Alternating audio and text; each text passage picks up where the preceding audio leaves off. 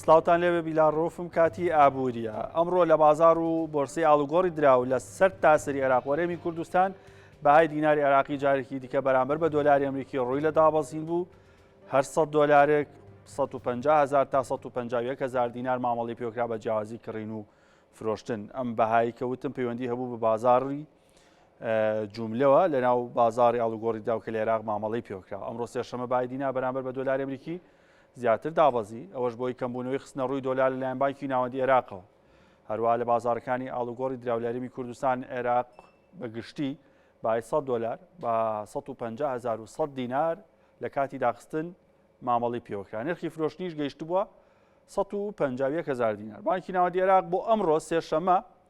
شەشی کانونی دووەم 120 میلیۆن دۆلاری خست بۆ ڕوو بەراورد بە ڕۆژی ڕابردوو دووشەمە 10 میلیۆن دۆلار کەمتری خست بۆ ڕوو هەروە بڕیارە بۆ ڕۆژی چوارشەمەواتە سبەینێ بانکی ناوەندی 158 میلیۆن دۆلار بخاتە ڕوو کە لەو بڕە 43 میلیۆن دۆلاری بە شێوازی کاشە و هەروەها باقیەکەی تری واتە ژمارەی ئەمێنێتەوە کە نزیکەی 114 میلیۆنێکە بە شێوازی حواڵەیە و بانکی ناوەندی هەر 100 دۆلارێک بە 146,000 دینار ئەدا بە کۆمپانیا و بانکەکان بەڵام لە بازار ئەمڕۆ باقی گۆڕا بووی کە لەسەر شاشکێ بەهای دراوەکانە بەرامبەر بە دیناری عێراقی 100 دلار 150,100 دینارە ئەو بەهایە بەهای کڕین و فرۆشتنی جوملەی ئەو کەسانێکیشی دراوەکەی ناتۆ لەوێ لە بازار بچی 100 دلار بکری بە 150,000 دینار 100 دلار دەست بکەوێت نەک بە 150 دینار هەروە 100 پاوەند 157,000 دینارە و بە دۆلاریش 100 پاوەند 122 دلارە سەبارەت بە ببوونن ئەوە یۆرۆ بوو 100 یۆرۆ 157,000 بوو بە دۆلاری 105 دلارە پاوەند 100 پاوەند 180,750 دینارە و 100 پاوەند بەرامبەر بە دۆلار 122 دلار سەبارەت بە لیرەی تورکیە 100 لیرە 8,000 دینارە و بە دۆلاری 100 دلار 1,864 لیرە هەر سەبارەت بە تمەنیش دوو ڕۆژە بەردەوامە لە دابەزین و باش نییە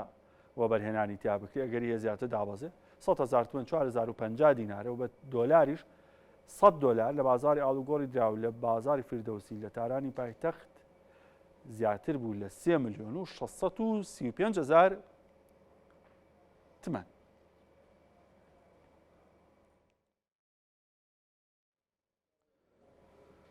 عێراق لە ماوەی 11 مانگی ڕابردوو زیاتر لە 107 میلیارد دلار داهاتی لە فرۆشتنی نەوتەکەی بەدەستێناوە بەپێی ئاماری کۆمپانیای سۆمۆ کە کۆمپانیای بازارکردنی نەوتی عێراقە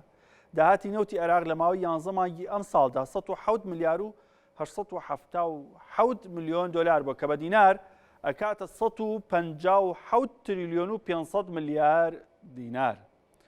ئەوەش راوەتە ڕوو کە بە تێکڕای ماگانە داهاتی نەوتی خاوی عێراق 9 میلیارد و 807 میلیۆن دلار بووە ئاماژە بۆش کراوە کە مانگی ئایاری ئەم ساڵ بەرزترین داهاتی دارایی لە فرۆشتنی نەوتدا بۆ کە گەیشتووەتە 11 میلیارد و 477 میلیۆن دلار ئەوکات مانگی یەک کەمترین داهاتی بووە کە 8 میلیارد و 322 میلیۆن دلار بوو.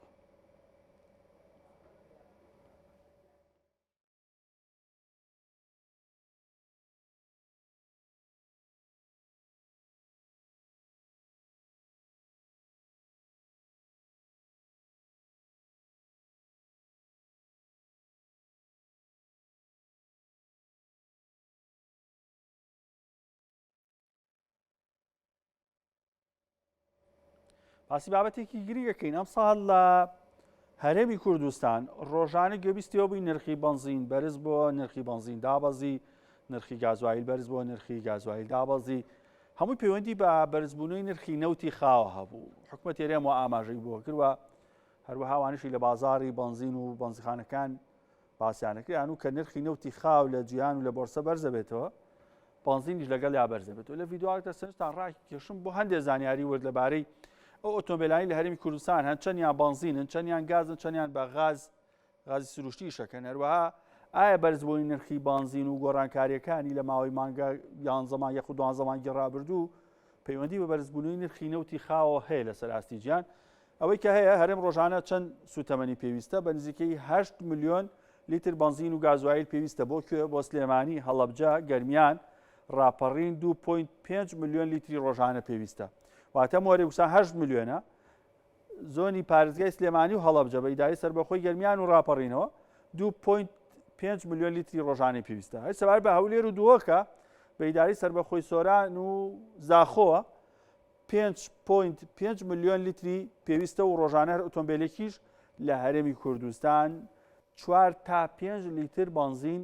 ئەسووتێنێ. هەیە زیاتر لەوە بەکارهێنێ هەشە ئەوەی کە پیانەوتێ ڕەزیل تا ئاسی لەوەی لیترێک بسووتێنیا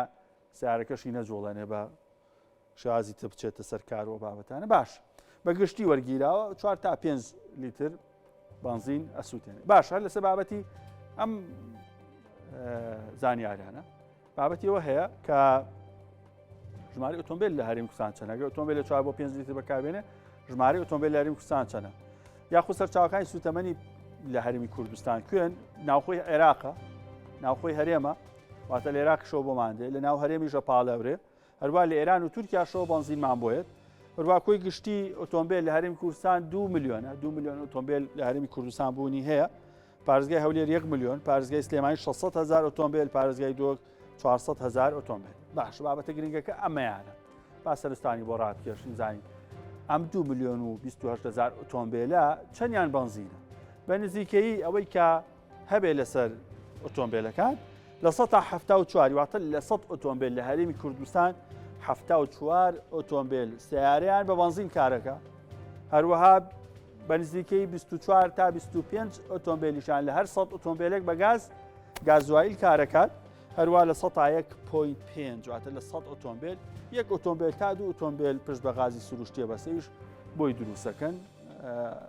نرخەکەشی تۆ زەرزانتە. باش ئەمە بابەتە گرنگەکە ئەم خەت و خطوتانی کە هەیە ئەم ڕەنگە سوورە کە هەیە نرخی نەوتی خاوە لە مانگی 11 2020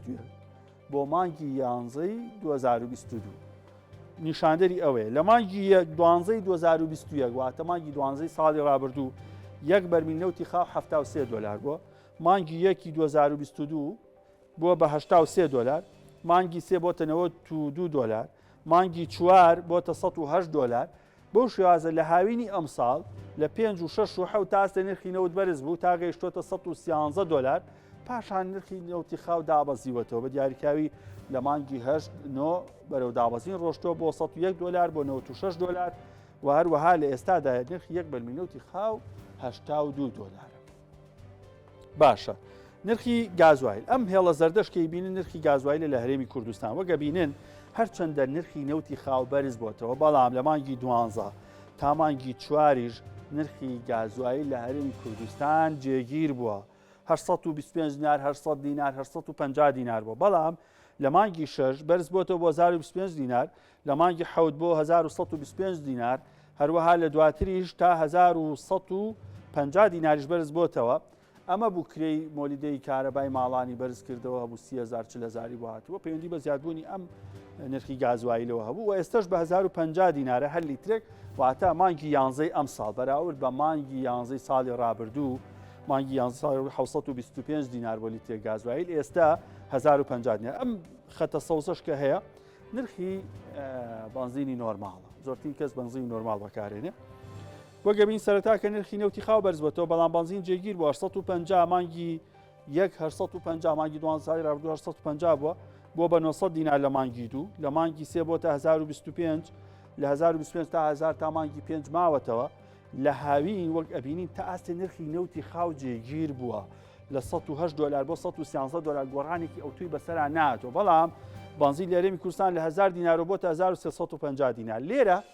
دەرخەری چییە؟ دەرخەری ئەوەیە بەرزبوونەوەی نرخی بنزین لە هەرێمی کوردستان لە هاوینی ئەم ساڵ کە هەر لیترێکی بنزین گەیشتە 1350 دینار پەیوەندی بە نرخی نەوتی خاوە نەبووە لە بازاڕ و بۆرسەی جیهانی. بۆیە